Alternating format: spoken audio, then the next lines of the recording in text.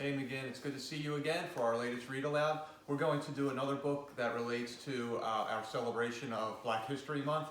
One of my favorite athletes of all time, who is an athlete well before I was born, is Jesse Owens. And we're going to find out a little bit about his life that I would like to share with you.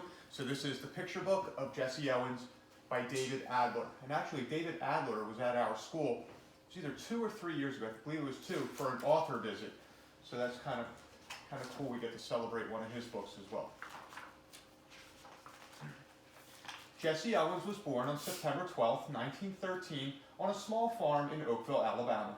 His given name was James Cleveland. His nickname was JC. JC's grandparents had been slaves.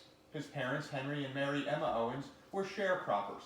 They farmed on another man's land and shared with him their small crop of corn and cotton.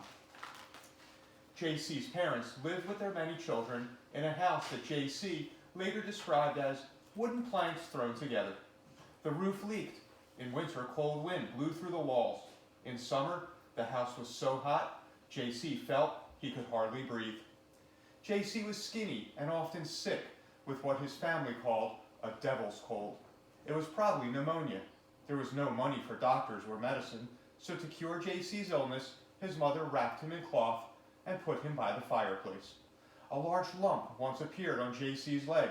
His mother cut it out with a hot kitchen knife. JC said later, that's when he learned the meaning of pain. When JC was about 9, his family moved to what his mother said would be a better life.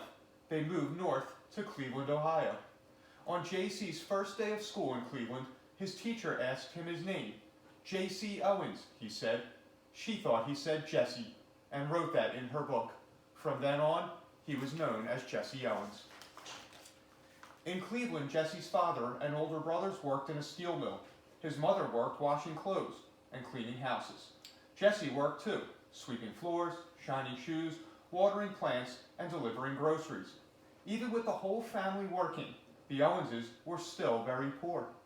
In 1927, Jesse entered Fairmount Junior High School. There, he met Charles Riley, a gym teacher and coach of the track team.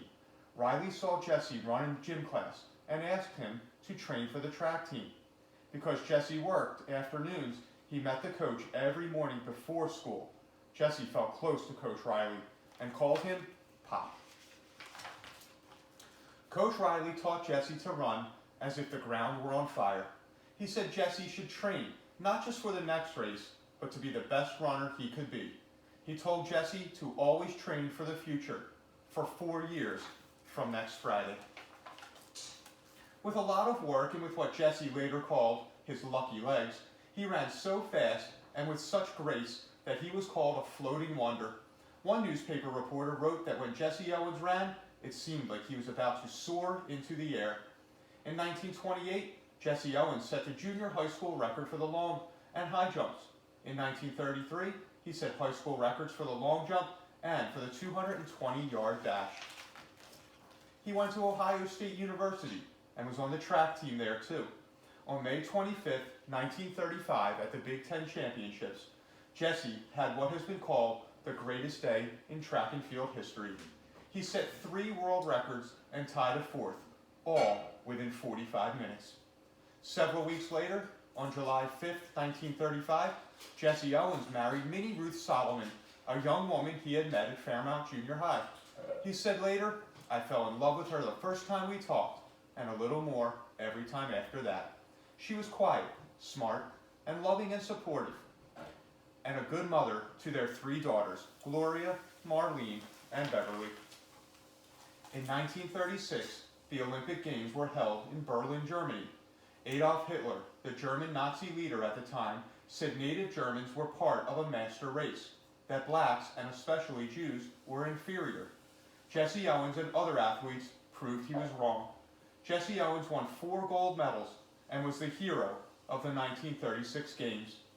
He tied the Olympic record of 10.3 seconds for the 100-meter dash, set a new world record of 20.7 for the 200 meters, and was part of a team that set a record for the 400-meter relay.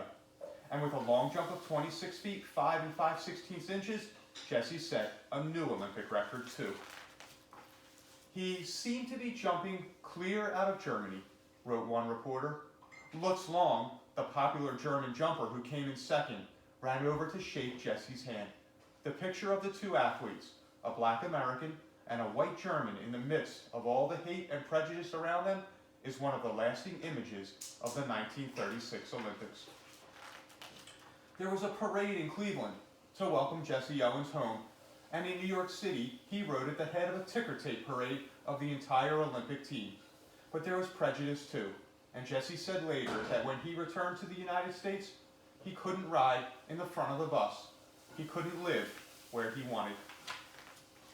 In the years following Jesse's great victories at the 1936 Olympics, he worked as a playground director, made speeches, appeared on radio programs, and led a band of black musicians. He started the Jesse Owens Dry Cleaning Company in 1938, but it went out of business a year later. He continued to run, too, in exhibition races against baseball players, cars, motorcycles, dogs, and even horses. Years later, he wrote that sometimes those races made him feel more like a spectacle than an athlete. But he also wrote, at least it was an honest living. I had to eat. Jesse Owens gave hundreds of speeches on the value of family, religion, and hard work. He was warm and friendly, and audiences loved to listen to him. Jesse Owens also wrote his autobiography and 2 books on issues facing the black community. In the first one, Black Think, My Life as Black Man and White Man, he wrote, "If the Negro doesn't succeed in today's America, it is because he has chosen to fail." 2 years later in I Have Changed, he seemed more aware of the prejudice blacks faced every day and showed more understanding for those who fought for equality. For many years, Jesse Owens was called the world's fastest human, and he won many awards. In 1950, he was named the all-time greatest track and field athlete. In 1976, President Gerald Ford gave him the Presidential Medal of Freedom, and in 1979, President Jimmy Carter gave him the Living Legend Award. Jesse Owens died of lung cancer on March 31st, 1980 in Tucson, Arizona. People all over the world were saddened as they remembered his great victories and his warm smile.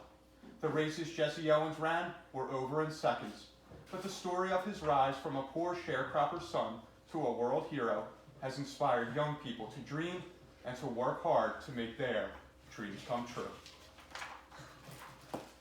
So I hope you like that biography of Jesse Owens. We'll continue to celebrate special individuals during Black History Month, and I'll see you for another read aloud tomorrow. Take care, Megan.